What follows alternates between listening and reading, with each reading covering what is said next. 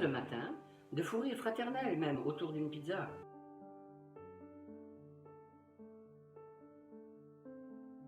Dans notre Église, la transmission est une véritable culture. L'ADN inscrite par les fondateurs. Je crois qu'ils avaient été traumatisés par la mort de leur Église d'origine, dont le sort était lié à la mort de deux anciens indéboulonnables. Du coup, dès le départ, ils avaient inscrit dans le règlement intérieur une sage limite d'âge de fin de mandat à 68 ans, ainsi que des années sabbatiques obligatoires tous les 6 ans. Avoir ces échéances, c'est surtout très motivant, car ça oblige d'avoir à l'esprit que mon premier job comme ancien, c'est de trouver mon successeur. Et souvent, il est là, pas loin de nous, presque près. Je me souviens avoir posé cette question, un peu malicieuse, à des jeunes que l'on pressentait comme anciens. Est-ce que lorsque tu te rases le matin, il t'arrive de penser à devenir ancien? Et oui, ils y pensaient et ils sont maintenant anciens à leur tour. C'est tellement beau quand les anciens en place et ceux qui sont cooptés ont la même conviction que c'est le Seigneur qui appelle.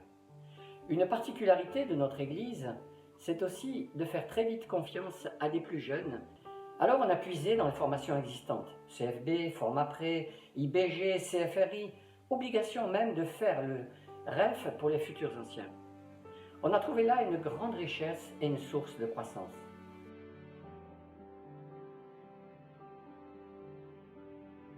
Je trouve tellement important de se voir dans l'histoire d'une église locale comme le maillon d'une chaîne. Des maillons, il y en a eu avant et il y en aura après toi.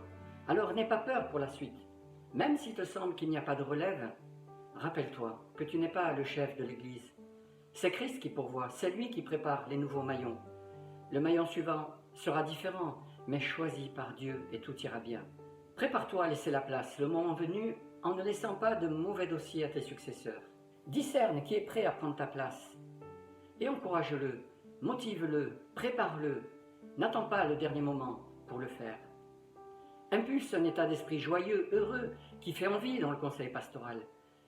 Nous avions un slogan « Soyons sérieux sans se prendre au sérieux ». Ça nous a beaucoup aidés. Et puis, comme Élie, tu auras la grande joie de poser ton manteau sur ton Élysée et tu béniras Dieu. N'oublie pas que des anciens qui s'accrochent à leur poste, ce sont des jeunes qui s'en vont.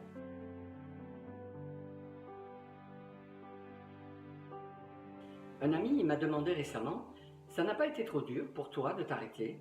En vérité, ça fait drôle au début. Ce qui me manque le plus, c'est le travail en équipe, car cela me passionne. Et ça m'a beaucoup appris sur moi, sur les autres, sur Dieu. Ce qui me manque, ce sont ces soirées de prière, de combats spirituels, de projets à construire, de fou rire fraternel même autour d'une pizza, de belles rencontres, des discussions théologiques, parfois tendues mais passionnantes et passionnées. Mais comme j'ai toujours considéré que la fonction d'ancien n'était qu'une étape dans ma vie et non une fin en soi, je suis passé dans une nouvelle étape, tout aussi belle et riche de ma vie de disciple. Et puis, quel bonheur de voir une nouvelle équipe prendre la relève, être simplement reconnaissant, bienveillant, disponible et aussi s'interdire toute interférence dans les décisions prises. J'ai même été sollicité par un plus jeune pour être son mentor. Mais ça, c'est une autre étape où je suis encore apprenti. Pour finir, j'encourage tous ceux qui, dans un coin de leur tête, de leur cœur, songent à prendre ces responsabilités d'anciens, d'oser répondre à l'appel de Dieu.